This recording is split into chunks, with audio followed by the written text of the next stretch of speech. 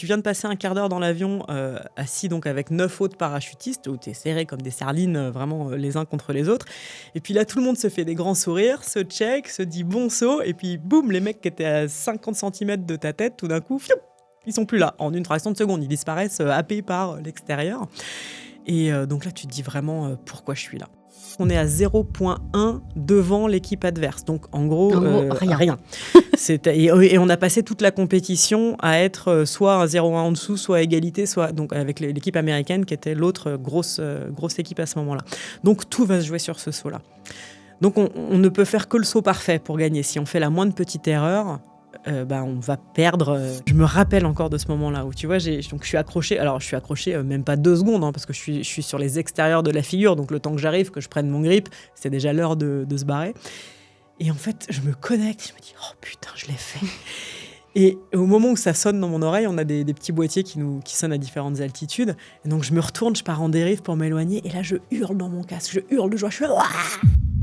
4000 mètres d'altitude. La porte de l'avion s'ouvre sur le vide. Le vent s'engouffre, brutal, presque assourdissant. En bas, le monde devient abstrait, un patchwork flou, minuscule. Il y a ce moment précis, juste avant, celui où le corps sait, avant que la tête n'argumente, avant que la peur n'essaie de négocier. Une respiration, longue, profonde, puis un pas en avant. 60 secondes de chute libre, 60 secondes où le temps ne fonctionne plus comme en bas. Chaque seconde s'étire, chaque geste compte. La peur ne disparaît pas vraiment, elle change de place, elle se transforme. Ce que raconte cette trajectoire, ce n'est pas une fascination pour le danger. C'est une relation très fine au risque, à la maîtrise, au lâcher-prise. Une vie passée à tomber volontairement pour mieux comprendre ce qui nous retient. Aujourd'hui, je reçois une femme qui fait du vide un espace de précision. Domitille qui gère. Bonjour. Bonjour. Quelle intro de dingue. T'as vu ça? J'ai travaillé un petit peu. Est-ce que ça ressemble déjà à la sensation? Alors écoute, tout est extrêmement finement précis. La seule petite différence, je dirais, ma seule opposition, c'est quand tu dis la peur ne disparaît pas, elle se transforme. En réalité, à partir du moment où tu as sauté et que tu es pendant cette phase de chute libre, pour moi en tout cas, la peur avait complètement disparu. Elle a été à son paroxysme juste avant ce moment de basculement. Cette respiration que tu décris, elle est très réaliste. Et en fait, tu passes en une fraction de seconde d'une peur hyper intense à une joie, une excitation. C'est même dur à décrire. La première fois, ton cerveau, il n'imprime pas grand-chose parce que c'est tellement plein de stimuli nouveaux. Mais en tout cas, c'est quelque chose de très positif, quoi. Donc, tu as vraiment un on-off un petit peu. Domitille, est-ce qu'on peut revenir au tout début? Tu as 15 ans quand tu fais ton premier saut en parachute et c'est tout de suite le coup de foudre pour toi. Est-ce que tu te souviens de ce moment précis au-dessus du vide?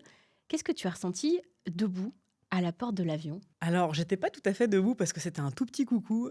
Mon premier saut, c'était d'un avion qui s'appelle un Pilatus Porter. Donc, c'est un avion 10 places où tu peux pas tenir debout dedans. Donc, tu es un peu à genoux. Tu vois, tu as un pied et un genou face au vide. Et on te dit de regarder le bout de l'aile. On te dit ne regarde pas en bas, regarde au bout de l'aile. Donc, tu es là, tu te concentres, tu fais comme on t'a dit. Et à ce moment-là, tu as quand même au fond de toi une grosse résistance, parce que c'est pas très naturel de se jeter d'un avion en parfait état de marche. C'est assez récent d'un point de vue d'évolution. Et donc, tu as une grosse résistance. Et en même temps, moi, j'avais un énorme désir, quoi. Alors, le tout premier saut, c'est un saut en tandem. Je suis accrochée à quelqu'un. Donc, tu sais que tu n'as aucune responsabilité. Tu as toutes les sensations. Tu es complètement plongé, toi, dans l'environnement aussi, mais c'est pas toi qui dois ouvrir le parachute, c'est pas toi qui pilote la voile. Enfin, tu peux, mais si tu veux pas le faire, t'es pas obligé, quoi. Il y a un adulte responsable qui est formé et expérimenté qui va s'occuper de tout ça. Après, j'ai 15 ans, donc ça fait quand même un petit moment. J'en ai 41 aujourd'hui, et puis donc je suis une ado.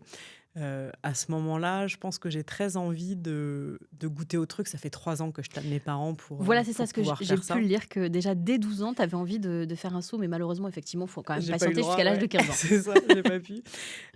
Donc j'ai à la fois très envie, donc une grosse curiosité, et puis j'ai envie de donner le change, tu vois, de pas montrer que j'ai peur, je suis une ado, quoi. Je tire la langue à la caméra, je fais genre tout va bien, alors qu'à l'intérieur je suis là, j'ai peur, mais j'y vais quand même. Donc c'est un mélange de plein de trucs, mais Mais la plus grosse révélation, c'est dès qu'on est dehors, dès qu'on est sorti. Alors, les quelques premières secondes, tu te rends pas trop compte Ouais. d'où t'es, tu perds un peu tous tes repères. Très rapidement, tu es posé à plat sur ce qu'on appelle le vent relatif, qui est le vent subi par un objet en mouvement. Donc, c'est le vent que tu ressens quand tu mets ta main en dehors de la voiture sur l'autoroute. C'est D'accord. pas qu'il y a du vent, c'est que la voiture avance et ça crée ce vent-là. Donc, tu es posé sur ça, qui arrive du sol, vu que c'est ta chute, hein, la gravité qui t'attire vers le sol, qui crée ton déplacement. Et donc, tu as en fait tout de suite l'impression d'être sur une sorte de coussin d'air, ou en tout cas, tu as une forte pression sur tout le corps.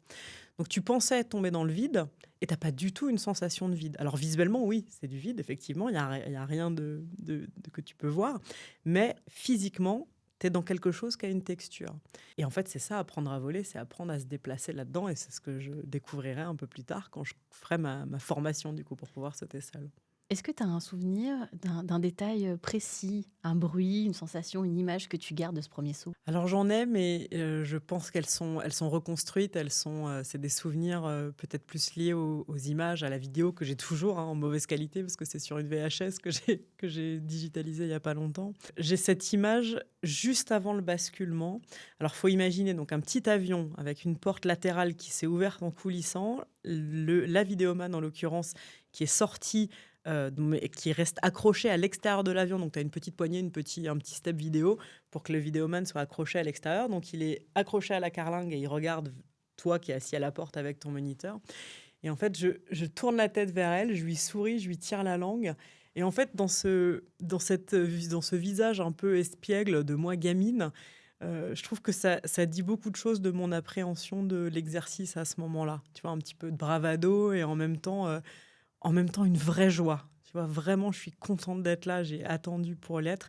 Et cette joie-là, elle symbolise vraiment mon rapport à ce sport, je pense mon rapport à la vie un peu aussi. Et ça s'est jamais démenti, quoi. Je kiffe toujours autant ça. Et donc, dès ce premier saut, tu sais que tu aimes ça. Ouais. Pourtant, après ce coup de cœur pour le parachutisme, tu poursuis des études, on peut dire plutôt sages, une licence d'histoire à la Sorbonne, un master en audiovisuel, parce que tu n'imagines pas pouvoir vivre de ta passion. Et à ce moment-là, tu t'imagines pas du tout pouvoir en faire ta vie. Comment on arrive à la bascule de se dire, enfin voilà, tu es dans tes études plutôt carrées, classiques, Ouais, et ouais. hop. Je pense que ça, c'était un beaucoup plus gros coup de poker ou bien plus grand risque que ce premier saut en tandem. Parce qu'effectivement, il n'y a pas beaucoup de gens qui font une carrière dans ce milieu-là. Et d'ailleurs, c'est marrant, tu vois, là, le week-end dernier, j'étais à Val d'Isère, je donnais une conférence. Et une question qu'on m'a beaucoup posée ce week-end-là, c'était mais comment tu as réussi à en vivre, tu gagnais ta vie. Enfin, les gens étaient très inquiets pour moi, rétrospectivement, parce que tu vois, aujourd'hui, ça va très bien. En se disant, mais comment tu vois, c'était un vrai souci, cette précarité financière perçue. Alors, effectivement, je ne suis pas devenue milliardaire, mais tu peux tout à fait Tu peux en en vivre. vivre. Il y a quand même pas beaucoup de gens qui font ça. Donc, ça a été un pari. Un pari de me dire, je tente et puis je verrai bien. Au tout début, même quand j'ai commencé la professionnalisation, je me disais pas que ça allait durer très longtemps.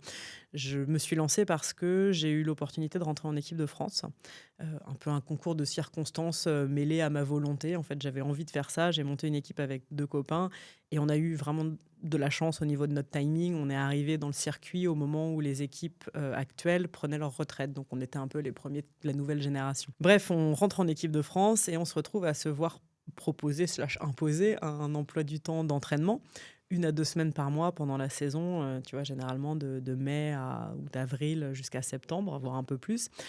Heu, donc du coup, moi qui avais, des diplômes déjà pas ultra employables à la base, hein, et en plus, pas d'expérience et pas vraiment le temps parce que 2 semaines ou 1 semaine par mois, je suis pas là. C'était compliqué d'avoir un vrai métier, quoi. Donc je me suis dit: je vais enseigner ma discipline, le free fly. Je vais coacher ma discipline pour pouvoir, gagner ma vie entre les entraînements, payer les factures et puis, ça durera peut-être 1 ou 2 ou 3 ans et puis après, je retournerai à l'école ou je retournerai faire un vrai métier, quoi. Et puis en fait, ça s'est pas passé comme ça. En fait, j'ai continué. Parce que Mais, oui, le rythme d'entraînement, je suppose que c'était un rythme soutenu quand même, chaque ouais. semaine. Tu avais combien de sauts à peu près? Alors, quand on est en semaine d'entraînement, on fait entre 10 et 15 sauts par jour, Ah oui, quand même! en fonction de la période de l'année où on est. Il y a certains moments où on essaie de faire plus de volume, certains moments où on va faire plus de la qualité avec des plus grandes pauses entre les sauts. Hem Et ça te prend toute la journée, quoi. Tu es là du lever au coucher du soleil, en gros. Alors bon, s'il fait pas beau, tu peux pas sauter, Mais une journée où il fait beau, on peut faire jusqu'à 15 sauts par jour. Donc, on a 2 parachutes. Et puis, on a des gens qui nous les plient. Donc, en fait, on fait souvent ce qu'on appelle des doublettes ou des triplettes. En gros, l'avion, il fait une rotation. Il monte à 4000 mètres, il se pose. Il remonte à 4000 mètres, il se pose. Il remonte à 4000 mètres, il se pose, il fait le plein. Et il recommence. Et en fait, nous, on peut être dans tous les avions parce que on prend notre premier parachute, on se pose à peu près en même temps que l'avion, voire même juste avant lui. On donne le parachute déplié à un plieur, on reprend le deuxième qui est prêt, on remonte tout de suite dans l'avion et on enchaîne comme ça. Donc, ça permet de faire beaucoup de sauts dans la journée. C'est toute une mécanique. Ouais, c'est toute une mécanique. Et puis, on a un coach, on a des plieurs, on a parfois des kinés qui nous suivent. Enfin, on est vraiment bien entouré en France. Donc, c'est des journées qui sont bien intenses. Et donc, tu peux faire, sur une semaine, à ce rythme-là, tu peux faire beaucoup de sauts, 15 jours encore plus. Donc, c'est des grosses semaines. À 23 ans, quand tu annonces à ta famille que du coup, tu rejoins l'équipe de France, qu'est-ce qui se passe dans leur truc? Qu'est-ce qu'ils disent? À mon avis, voilà, tu es une femme, tu as 23 ans. Alors, le fait que je sois une femme, ça n'a jamais été un sujet, je pense, dans ma famille. J'ai jamais l'impression d'avoir été traitée différemment de mon frangin par rapport aux choix ou aux opportunités. Je pense un peu perplexe parce que clairement, c'est pas ce qu'ils avaient imaginé pour moi. Oui. Parce que mes parents font non seulement pas du tout de parachutisme, mais même pas du tout de sport. C'est ça, parce qu'en fait, le parachutisme, en fait, pour le coup, tu y as été effectivement toute seule. T'as personne qui t'a, entre guillemets, donné envie de faire du parachutisme? J'ai l'envie, elle est née plutôt d'un concept que d'une connaissance à la base. Depuis toute petite, je faisais de l'équitation. Donc, j'étais passionnée par les poneys, passionnée, voire bien obsédée. Et l'été de mes 12 ans, ma mère, qui se disait que j'étais peut-être un peu monomaniaque sur le sujet, m'a demandé en début d'été, est-ce que tu n'aurais pas envie d'essayer autre chose, tu vois, un autre sport pas pour arrêter l'équitation, mais pour diversifier un peu mes horizons. Et du coup, je me suis dit que comme je faisais quelque chose sur la terre avec les chevaux, j'avais envie d'essayer quelque chose dans l'eau et quelque chose dans l'air. Donc, j'ai répondu à ma mère, plongée sous-marine et parachutisme. Oui. Voilà, je pense qu'elle ne l'avait pas tellement vu venir. Elle pensait plus à la danse ou au piano, peut-être. Alors, la danse, j'en avais fait un tout petit peu de la danse classique quand j'étais petite et puis je n'avais pas aimé et on ne m'avait pas forcé à continuer.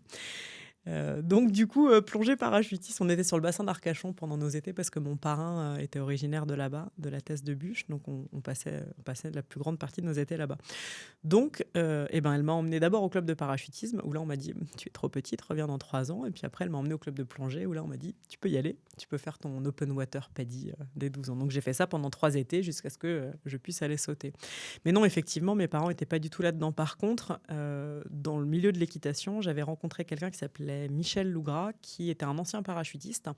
Et quand j'ai partagé le fait que j'avais envie de faire du parachute, mais que j'étais trop petite et qu'on m'avait dit reviens dans 3 ans, il m'a dit moi j'en faisais avant, j'ai encore plein de potes qui sont moniteurs, et c'est lui qui m'a emmené à mi-misant donc pour mon tout premier saut, parce qu'un de ses copains au JB, le mec avec qui j'ai fait mon premier saut, avait monté un centre là-bas. Donc c'est lui qui a été un peu qui m'a introduit dans ce milieu-là. L'année d'après, c'est lui qui m'a emmené à Soulac-sur-Mer et qui m'a présenté à quelqu'un qui s'appelle Bernard Moss, qui a été mon moniteur PAC. Donc j'ai quand même eu une personne qui m'a emmené à partir du moment où j'avais exprimé l'envie d'y aller. Oui, donc tu avais un peu un mentor. Et donc, pour revenir à ta famille, tes parents, est-ce qu'ils n'ont pas essayé de te dissuader quand tu as voulu faire ce métier? Alors, ils n'ont jamais essayé de me dissuader. Ils ont, je pense, été surpris. Je ne pense pas qu'ils aient été déçus ou... Je pense qu'ils se sont assez jeunes parce que c'était pas forcément ma première originalité, on va dire. Ils se sont habitués à ce que j'ai des idées originales et un peu hors des sentiers battus, mais à ce que j'aille jusqu'au bout et à ce qu'en tout cas je m'y implique et que j'y fasse des efforts. Donc c'était un peu tout ce qu'ils ont toujours exigé de moi en fait. Je pouvais faire ce que je voulais à partir du moment où je le faisais sérieusement, ou en tout cas je m'appliquais. Donc je pense qu'ils se sont dit on va voir, quoi. Je pense pas du tout qu'ils avaient envisagé la suite que ça allait prendre et ce que je finirais par en faire, mais ils ont pas cherché à me dissuader, non. La suite, elle est belle, puisque maintenant tu as donc des milliers de sauts à ton actif, un titre mondial. Mais revenons un instant à la peur, parce que même pour une championne, elle a forcément fait partie du voyage au début, lors de tes premiers sauts. Est-ce que tu avais peur à chaque saut, et comment tu as apprivoisé cette peur du vide? Physiquement, qu'est-ce que ça te faisait? Parce que, alors moi, personnellement, on en a parlé un petit peu avant le podcast. Je sais que si on me demande de sauter, on ouvre la porte de l'avion, je suis pétrifiée et je dis non, laissez-moi tranquille, finalement, je vais redescendre. Ouais. Alors, la peur de sauter en elle-même, pour moi, elle a duré, je pense, presque une 50aine de sauts. Par contre, en diminuant crescendo. Tu vois, c'était pas une peur panique totale pendant 50 sauts et puis au 51e, plus rien du tout. Ça a été une peur très intense au début et puis saut après saut après saut, la peur diminuait un petit peu. Alors les symptômes, ils sont, tu le cœur qui se met à battre très fort, tu as les mains un peu moites, et puis surtout tu as la boule un peu au ventre, la bouche un peu sèche, et puis des pensées qui tournent un peu en boucle en mode pourquoi je suis là, pourquoi je suis là, pourquoi je suis là. Et souvent, elle monte en même temps que l'avion. Elle arrive à son paroxysme au moment où la porte s'ouvre, hein, comme tu décrivais tout à l'heure. Tu changes un peu d'atmosphère, quoi. À partir du moment où la porte s'ouvre, tu as le vent qui s'engouffre, le bruit des moteurs est un peu plus fort, tu as une espèce d'odeur un peu de fraîche et de kérosène en même temps. Et puis surtout, la porte est ouverte, quoi. C'est ça, C'est pas classique dans c'est un ça pour avion. ton cerveau, tu peux te dire non, mais là il y a quelque chose de pas Ouais, normal. ouais, il y a un truc pas normal, tu es en alerte. Et puis, moi, ce qui avait remis un petit coup de trouille, c'est que tu viens de passer un quart d'heure dans l'avion, assis donc avec 9 autres parachutistes, où tu es serré comme des sardines, vraiment les uns contre les autres. Et puis là, tout le monde se fait des grands sourires, se check, se dit bon saut, et puis boum, les mecs qui étaient à 50 centimètres de ta tête, tout d'un coup, fiou, ils sont plus là. En une fraction de seconde, ils disparaissent happés par l'extérieur. Et donc là, tu te dis vraiment pourquoi je suis là. Et puis, ce moment de basculement, il change tout et dès que tu es dans l'air, ça va beaucoup mieux. Mais donc il y a une forme d'acceptation, de lâcher prise et donc c'est un savant mélange entre de la préparation concrète, technique, hein, avant de faire, mon premier saut seul surtout. Alors avec le tandem, c'est un peu différent parce qu'on t'explique un peu comment ça va se passer, mais tu as rien à apprendre parce que tu es juste, là pour faire un tour de manège un peu. Quand tu vas sauter seul pour la première fois, tu dois comprendre physiquement comment sauter de l'avion, quelles sont les étapes, quelle est ta position, comment tu dois te présenter à l'air. Tu dois comprendre le matériel, comment ça fonctionne, comment tu t'équipes, comment réagir si jamais il y a des twists, hein, des torsades sur tes voiles, comment, s'il y a un problème avec la voile principale, comment la libérer, comment ouvrir la seconde, comment naviguer, comment te poser. Enfin, donc tu fais une grosse partie théorique et formation avant de monter. C'est ça parce que tu es face à toi-même, entre guillemets, Ouais, quand alors tu sautes. un tout premier saut pour une formation PAC, qui est celle que j'ai faite, tu fais 7 sauts, 6 sauts avec moniteur et le 7e tout seul. Le premier, tu as 2 moniteurs. Ils sont un à gauche, un à droite Ok. au moment de la sortie de l'avion. Ils te tiennent physiquement avec leurs mains, mais tu n'es pas accroché Oui, par bien un sûr. harnais, quoi. Donc, tu n'es pas tout seul. Tu as des gens pour t'aider à venir te positionner correctement. Mais c'est quand même toi qui es responsable de ton élan, de ta position. Et c'est toi qui sautes, c'est personne qui te pousse, quoi. Le tandem, souvent, c'est un peu le moniteur qui bascule avec toi, c'est lui qui donne l'impulsion. Alors que sur ton premier saut, avec ton propre parachute dans le dos, c'est toi qui donnes cette impulsion-là. Et donc cette impulsion, tu la donnes parce que, déjà, c'était ton choix, hein, personne t'a forcé pour être là, mais ça se base sur ce socle de raison. Tu sais que tu as appris ce que tu avais besoin d'apprendre, tu sais que tu fais ça dans un cadre sécurisé. Surtout, tu fais ça en France, tu sais que tes moniteurs, ils sont diplômés d'État, le matériel que tu utilises et l'avion duquel tu sautes, ils sont homologués pour ça avec des normes très strictes, très contrôlées. Donc, tu es quand même dans un cadre, vu que c'est dangereux et que l'enjeu est vital, qui est extrêmement strict, extrêmement contrôlé. Tu fais pas n'importe quoi, tu montes pas dans un avion avec le sac à dos du petit Spirou et puis advienne que pourra, quoi. Donc, tu sais que tu as fait tes devoirs, tu sais qu'il y a ce socle de raison, de structure qui est là. Ça ne fait pas disparaître la peur. Ça te permet de rationaliser ton acte. Et donc, une fois que tu es à la porte, fort de cette rationalisation, il faut que tu agisses malgré ta peur.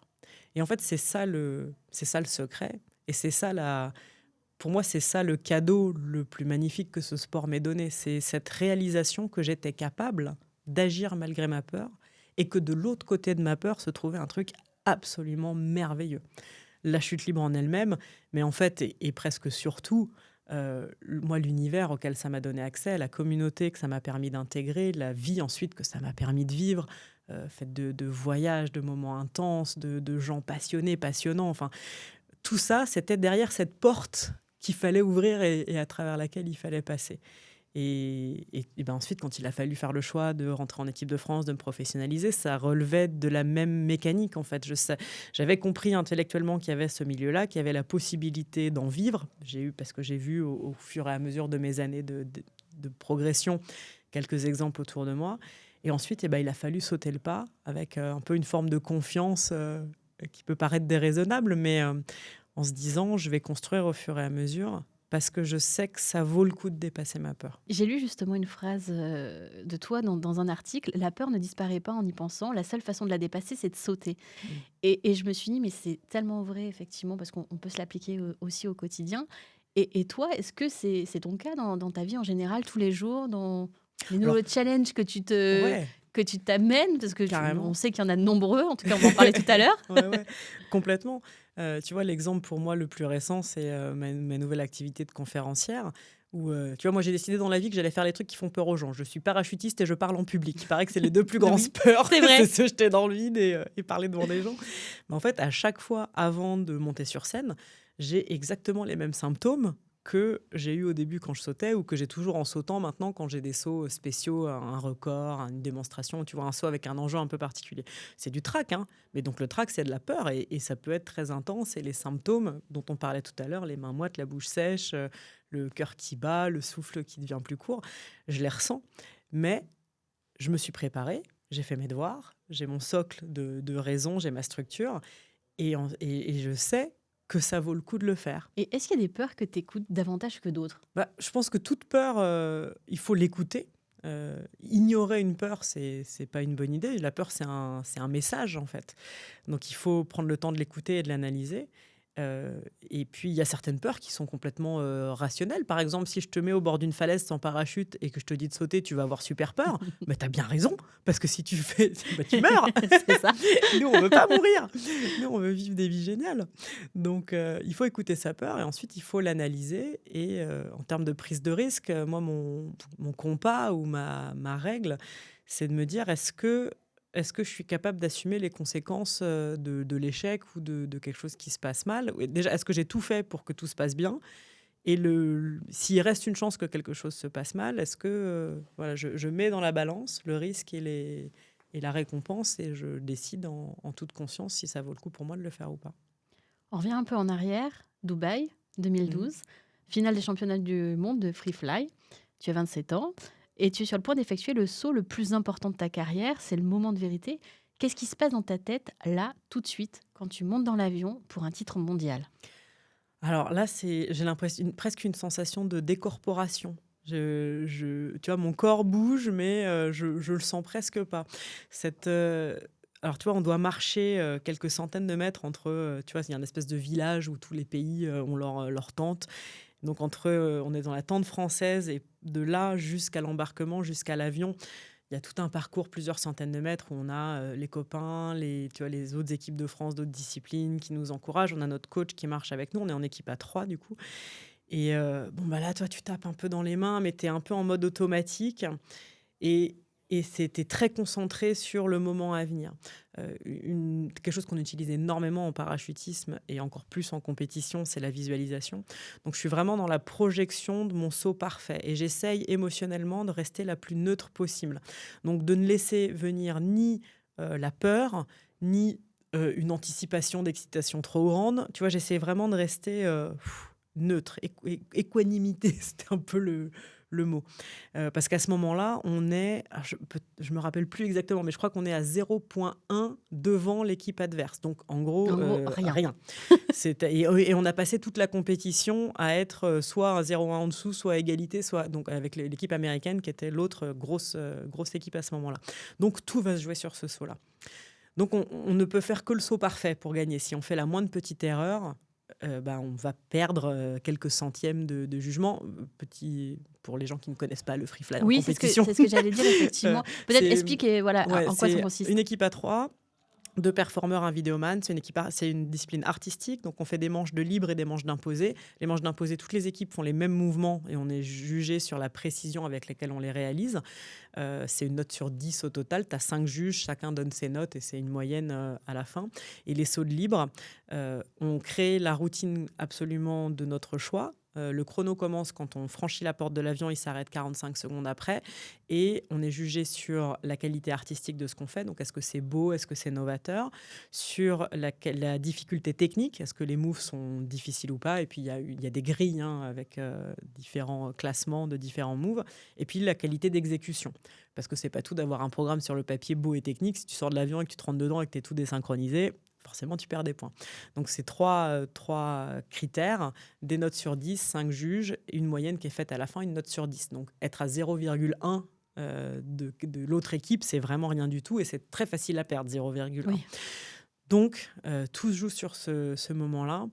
Et en fait, on est dans notre bulle, tous les trois. Tu vois, on est connectés, on sait qu'on doit chacun réaliser le truc parfait, que nos trajectoires doivent être parfaites, qu'on doit être parfaitement synchronisés. Donc, on est un peu hors du temps, hors du monde. C'est une vraie symbiose, en fait. Et puis, jusqu'à ce que la porte s'ouvre, en fait. Et pendant la montée d'avion, on a les yeux fermés, on visualise notre saut, on visualise le saut parfait. On est vraiment in tune les uns avec les autres. Et quand ça part, mais là, c'est ce qu'on appelle un état de flow, où tu es vraiment à 100% dans l'instant présent. Tu déroules le saut que tu as répété, que tu connais sur le bout des doigts. Mais à ce moment-là, si tu laisses la peur te prendre, si tu laisses le stress prendre de l'espace dans ton corps et dans ta tête, c'est là que tu vas faire une erreur.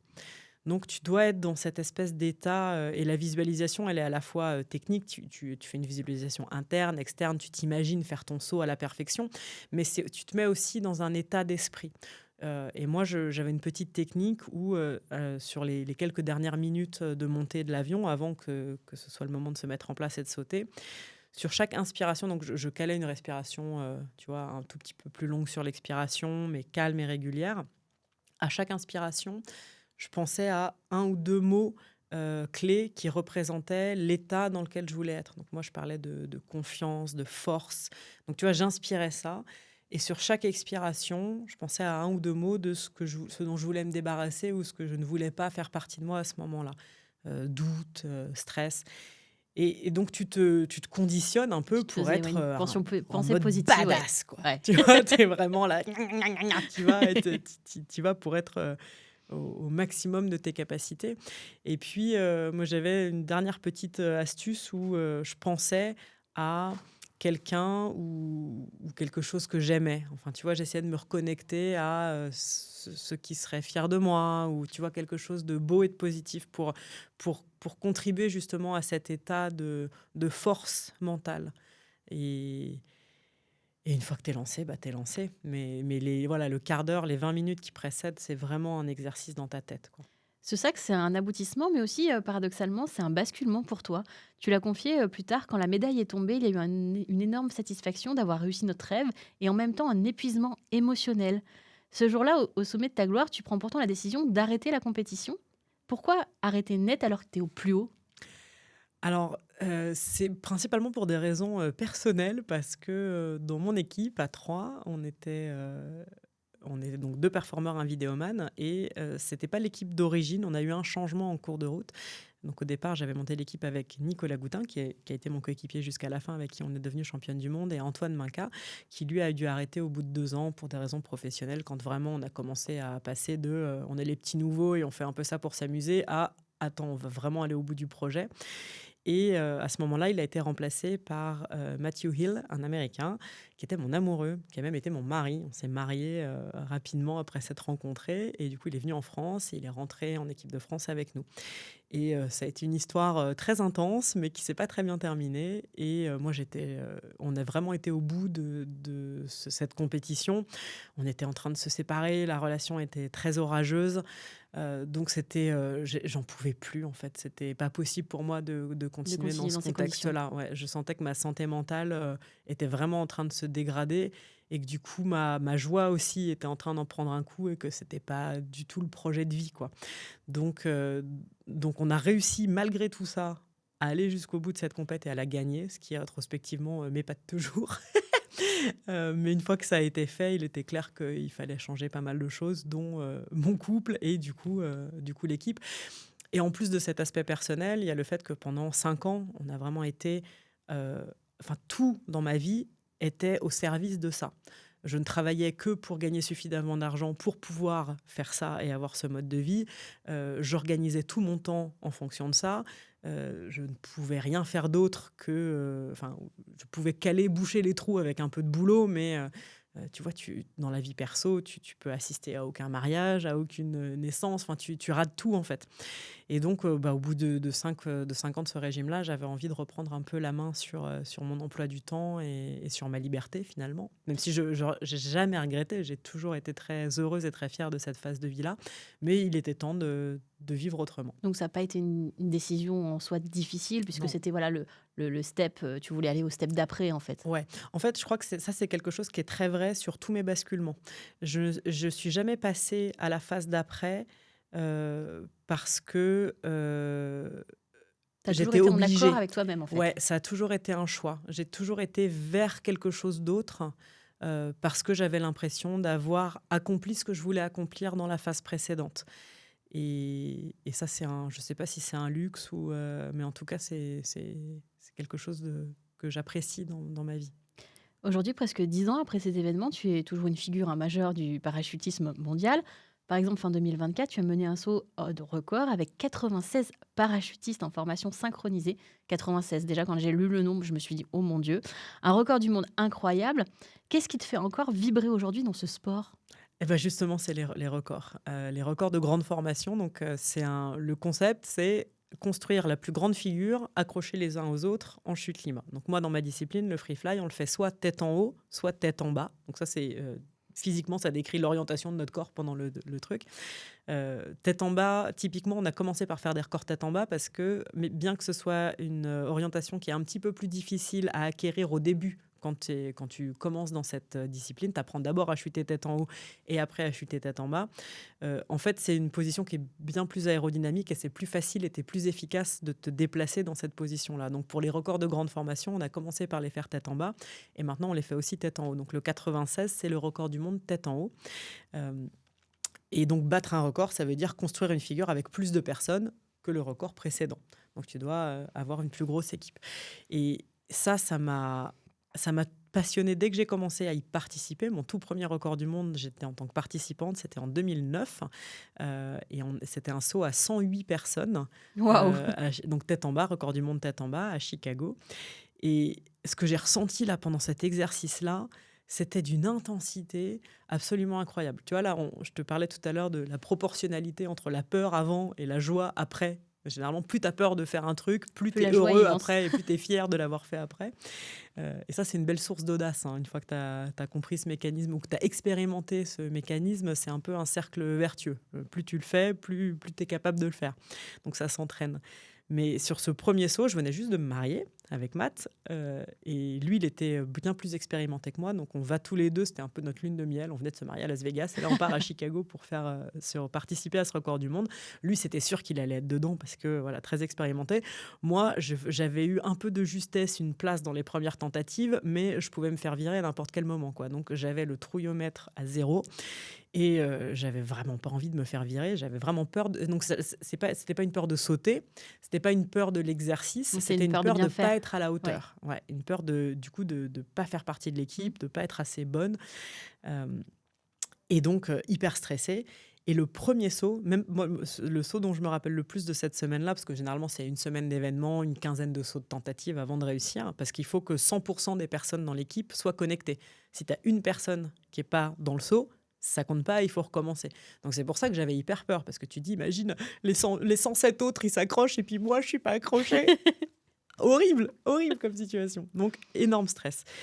Et sur le tout premier saut, je fais le job, je fais mon grip. La figure n'est pas construite, donc, et puis il faudra plein de sauts avant qu'on finisse par le faire.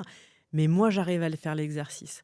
Et au moment de la séparation, donc c'est le moment où tu dois t'éloigner du reste du groupe pour ouvrir ton parachute dans un coin de ciel en sécurité, je me rappelle encore de ce moment-là où, tu vois, donc je suis accrochée. Alors, je suis accrochée même pas 2 secondes, parce que je suis sur les extérieurs de la figure. Donc, le temps que j'arrive, que je prenne mon grip, c'est déjà l'heure de se barrer.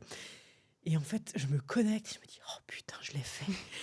Et au moment où ça sonne dans mon oreille, on a des petits boîtiers qui sonnent à différentes altitudes. Et donc, je me retourne, je pars en dérive pour m'éloigner. Et là, je hurle dans mon casque, je hurle de joie. Je sais plus ce que je dis, mais probablement des gros mots. Et là, tu vois, je te parlais de proportionnalité de l'intensité. J'avais eu tellement peur de ne pas réussir avant. Et j'étais tellement contente d'avoir réussi. Et en fait, plus tard, je me suis dit, cette émotion-là, j'ai envie de la faire vivre à plein de gens. Et quand, après Dubaï, j'ai atteint un peu cet objectif très personnel, un peu individuel, hein, même si on est en équipe à 3, mais c'était quand même une quête. J'avais des trucs à me prouver, c'était une quête un peu perso. Je me suis dit, en fait, la compétition, c'est quand même un peu un sacerdoce. C'est pas pour tout le monde. Tout le monde n'a pas forcément envie de dédier toute sa vie à ça pendant de nombreuses années pour réussir. Les records, tu peux le faire de façon un peu plus light. Tu peux participer à ces événements-là, même en n'étant pas professionnel, ce qui est plus compliqué pour la compétition à haut niveau. Et je me suis dit, je vais pouvoir faire vivre ça à d'autres gens. Donc, quand tu passes un peu ce cap de la quête perso et tu te dis, là, je peux embarquer, et puis du coup, par nature, vu le principe, de plus en plus de gens dans ces aventures-là. Et du coup, c'est la grande histoire de ma vie parachutiste depuis plus de 10 ans maintenant, c'est d'organiser ces trucs-là. Et j'adore toujours ça. Et puis, il y a l'autre aventure, la conférence. Tu en as Ouais. parlé tout à l'heure, effectivement. Un autre, entre guillemets, challenge qui fait peur Le aussi, la dernier prise de gros parole basculement. Ouais. en public. Ouais. Et alors ça, c'est né au départ d'un autre projet de vie qui est la maternité. Parce que depuis toute petite, je sais que j'ai envie d'être maman un jour, mais avec les choix de vie que j'ai faits de carrière sportive à haut niveau, où j'ai passé pendant 15 ans toutes mes semaines dans un pays différent, pas hyper compatible avec ni la grossesse, ni la maternité. Et je me suis dit, il va falloir quand même que je continue à gagner ma vie pendant... parce qu'autant te dire qu'en tant qu'indep, les congés maternité et tout, bon... Ça fonctionne pas très bien, non. Et en fait, c'est né... Donc, ça faisait un moment que je pensais à ça. J'avais fait en 2021 un TEDx où, du coup, j'avais adoré l'exercice de la prise de parole en public, même si un TEDx, c'est un exercice rythmé, spécifique, voilà. avec un cahier des charges très Tout à précis. fait. Ça n'a rien à voir, finalement, pas grand-chose à voir, à part le fait que tu parles devant des gens avec être conférencière pour des entreprises. Et donc, je me suis dit, j'ai aimé l'exercice. Je pense que je peux être pas mauvaise dedans si je m'implique et que je m'applique un peu. Et un peu en parallèle de ça, où je commençais un peu à regarder ce qui pouvait se faire, j'ai un ami qui participe au record que j'organise et qui a un poste haut placé dans une grande maison de luxe française et qui m'a proposé de venir intervenir sur un séminaire pro. Et donc, je me suis dit, je lui ai dit oui. Et puis après, je me suis dit, va falloir que je me renseigne sur un peu, c'est censé durer combien de temps, Qu'est-ce que je dois leur combien dire ça coûte. Ouais. Et donc, grâce à lui, je suis un peu rentrée dans ce monde-là. Et ce qui a été passionnant pour moi à ce moment-là, c'était justement de poser un regard rétrospectif sur tout ce que j'avais fait dans mon sport. Et lui, ce qui l'intéressait, c'était la façon dont j'avais mené le record de France auquel il avait participé, tu vois, d'un point de vue de leadership. Et du coup, j'ai un peu passé mon parcours à ce prisme-là, en me disant qu'est-ce qui, je pense, peut être utile à un public différent de parachutistes. Mais mine de rien, l'objectif, c'est de faire travailler des gens ensemble, de leur faire un truc difficile, où ils stressent, sous pression, dans un temps court. Qu'est-ce que je peux analyser qui peut être transposé, avec en plus l'avantage que tu as des très jolies images à montrer et que tu embarques les gens dans un univers très différent du leur et qui leur fait faire un petit pas de côté sympa, quoi. Et du coup, j'ai adoré l'exercice et je me suis dit, voilà, je vais faire ça. Alors, c'était effrayant parce qu'il y avait en plus, avec le moment de la maternité, où il y avait un moment où j'allais plus pouvoir sauter physiquement, donc j'avais un peu cette deadline où fallait que ça marche avant ça. Et ça l'a fait, mais vraiment à quelques mois près, quoi. Parce que c'est un métier qui s'apprend, donc ça prend du temps.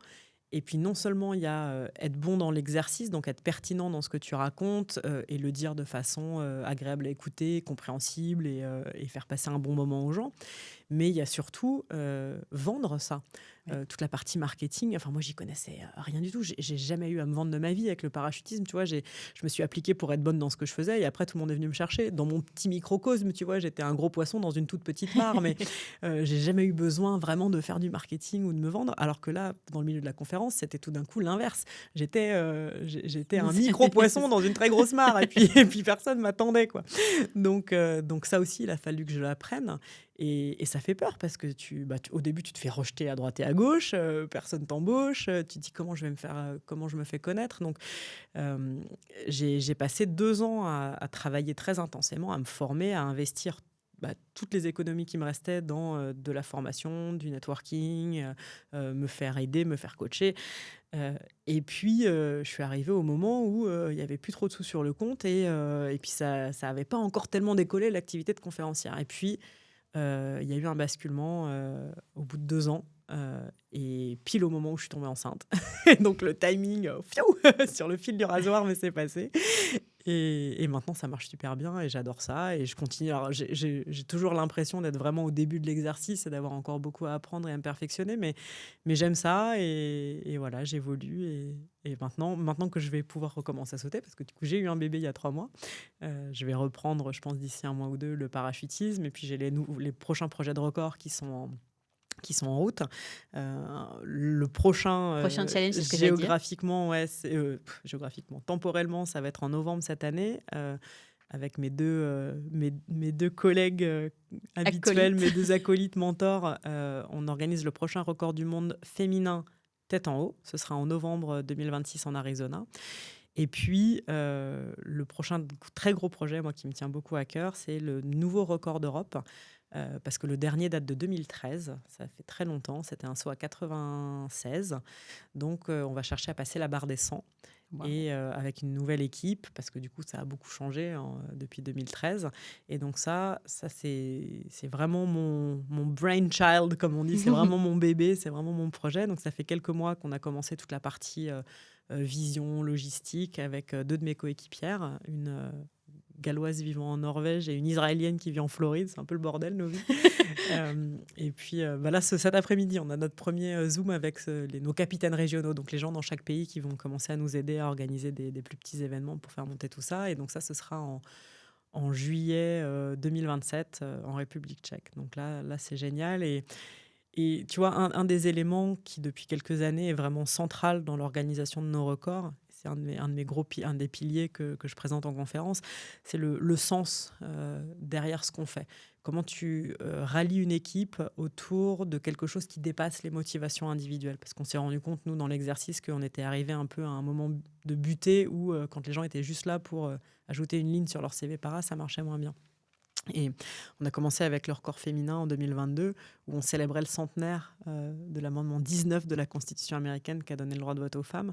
Et donc pour moi, là, dans la construction de ce nouveau projet de record d'Europe, c'est important de trouver aussi un symbole et quelque chose qui va permettre de souder une équipe autour de valeurs. Et cet exercice-là, en ce moment, il est très intéressant, surtout que, vu le contexte géopolitique, la notion d'Europe, qu'est-ce que ça veut dire pour nous d'être Européens ? Qu'est-ce qu'on a envie de défendre dans notre vision de l'Europe ? Contre quoi on a envie de se construire aussi ? Quelles sont les valeurs de vivre ensemble qui ne sont pas les nôtres ? Et quelles sont celles qu'on a envie de mettre en exergue et de représenter ? Parce que c'est, tu vois, on parlait tout à l'heure du fait que le parachutisme, le saut dans le vide, c'était à la fois très concret et très symbolique. Là, nos records, c'est la même chose. On est de façon très littérale et très concrète, une centaine de personnes à se tenir la main, à être connectés les uns aux autres en chute libre. Mais en fait, on est aussi, et finalement pour moi surtout, des personnes qui venons de plein de pays différents, avec des cultures différentes, des religions différentes, des opinions politiques différentes. Mais n'empêche que parce qu'on est liés par ce sport-là, par cette joie-là, par ce goût-là, on est capable de se donner la main. Et voilà, il y a quelque chose de très fort là-dedans, dans ce symbole. Et voilà, on est en train de construire tout ça. Merci Domitille. Merci pour ton accueil. Il y a toujours ce moment, celui juste avant de décider, avant de renoncer, avant d'y aller. Pas forcément à 4000 mètres d'altitude, parfois juste face à soi-même. Ce que cette trajectoire rappelle, ce n'est pas qu'il faut aimer le risque, c'est qu'il faut apprendre à le regarder en face, savoir ce qu'on accepte, savoir ce qu'on refuse, et surtout savoir pourquoi on avance. Peut-être que le courage n'est pas de ne jamais avoir peur, peut-être qu'il est simplement là, dans ce pas en avant, fait en conscience. Même pas peur.